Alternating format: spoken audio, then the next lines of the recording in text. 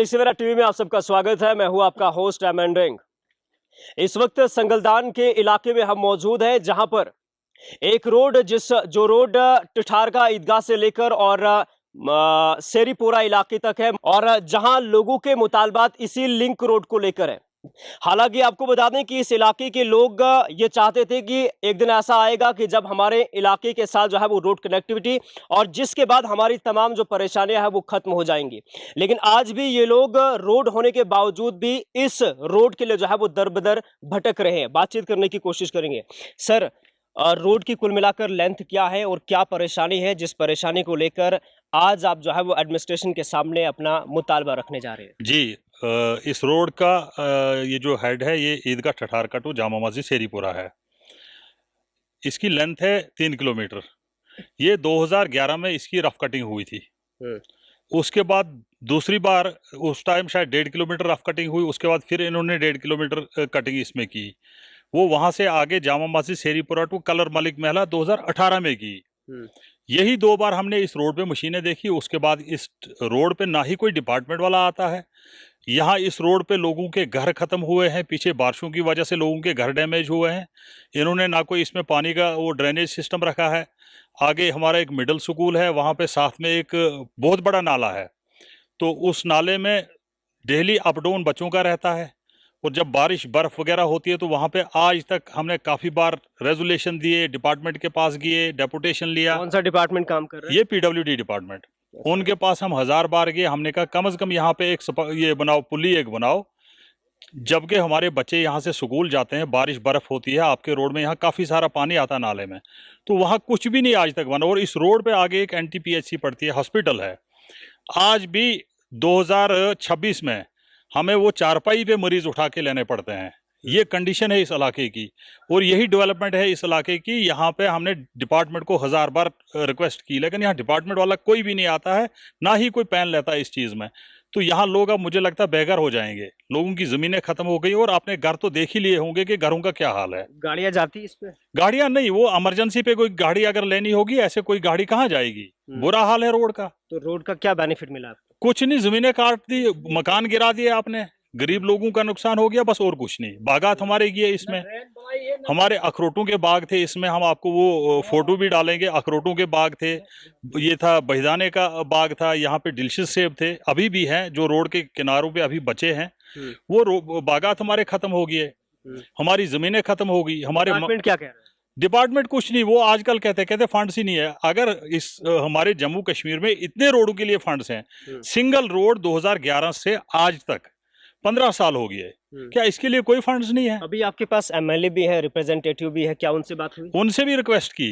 यहाँ से तो हमारी DDC चेयरमैन भी थी। अच्छा। यहाँ से डेपुटेशन 1000 बार उनके घर गए। यहाँ से तो वो ज्यादा से ज्यादा 2.5 किलोमीटर दूर हैं। वो तो कहते हैं कि संगलदान में हमने न जाने क्या क्या। आपने तो डेवलपमेंट देख ली संगलदान की, आप देख ही लो। संगलदान से ऊपर आते हो तब भी देख लो, यहाँ से आगे जाते हो तब भी देख लो।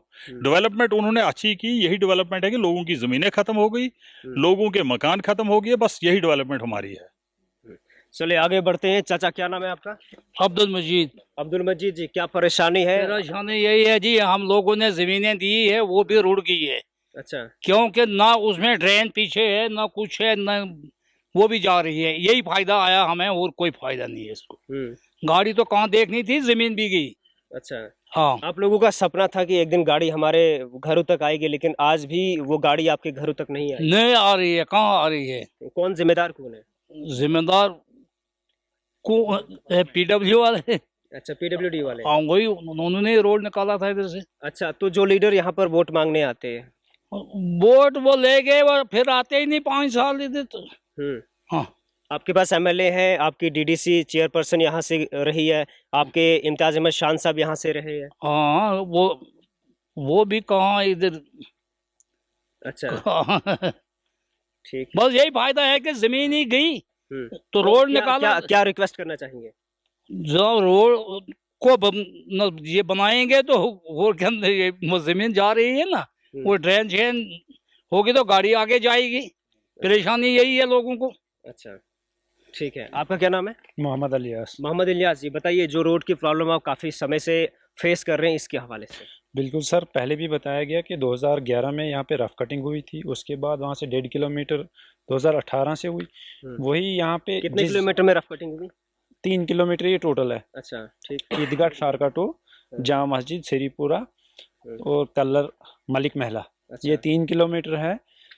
इसमें ये है कि देखो, आपने देखा रोड का क्या हाल है, ना ड्रेनेज सिस्टम है रोड का, खाली रफ कटिंग की हुई है। उसके बाद कोई आया नहीं, डिपार्टमेंट से बात करते हैं तो वो बात सुनने के लिए राज़ी नहीं है, आते ही नहीं है यहाँ पे, देखते ही नहीं रोड की क्या कंडीशन है, जिसकी वजह से आपने देखा होगा कि लोगों के घर तक डैमेज हुए हैं।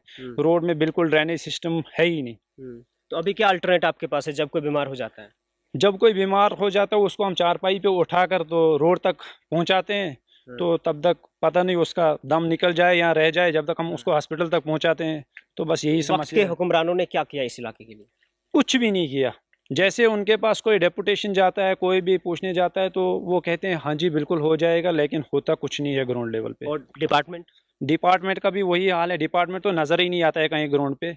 अगर उनसे फ़ोन पे भी बात की जाए तो बिल्कुल ना वो यहाँ पे आने के लिए राज़ी है, ना वो किसी से फ़ोन पे अगर बात करेंगे तो वो फ़ोन पे भी राज़ी नहीं है बात करने के लिए किसी भी बंदे से। और फिर परेशानी का हल कैसे है?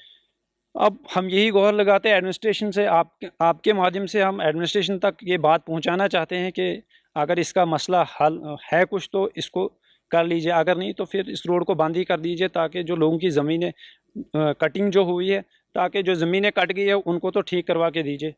चलिए, बहुत बहुत शुक्रिया बातचीत करने के लिए। ये संगलदान इलाके के लोग हैं और जहां पर ईदगाह ठठारका से लेकर और शेरीपुरा इलाके तक, मस्जिद शरीफ तक ये रोड, और साल 2011 के अंदर जो है इस रोड की शुरुआत होती है, लेकिन 18 के अंदर रफ कटिंग 3 किलोमीटर के दायरे के अंदर की जाती है। लेकिन आज भी लोग जो है वो परेशान है, आज भी लोग जो है वो परेशानी का शिकार हो चुके हैं, क्योंकि इन लोगों की ज़मीनें गई हैं, इन लोगों के घर तबाह हुए हैं। हालांकि सड़क की कटिंग, रोड की कटिंग तो हुई है, ज़मीन का कटाव तो हुआ है, लेकिन ड्रेनेज सिस्टम कहीं पर नहीं है, और जिससे कहीं लोगों के घर जो है वो आज उस दहाने पर पहुंच चुकी है। आज लोगों के घर जो है वो डैमेज हुए हैं, वो तबाह हुए हैं, और जिसकी वजह से ये लोग जो है वो काफ़ी सफ़र कर। हालांकि यहाँ पर वक्त के रहनुमा वोट लेकर जो है वो फरार हो गए।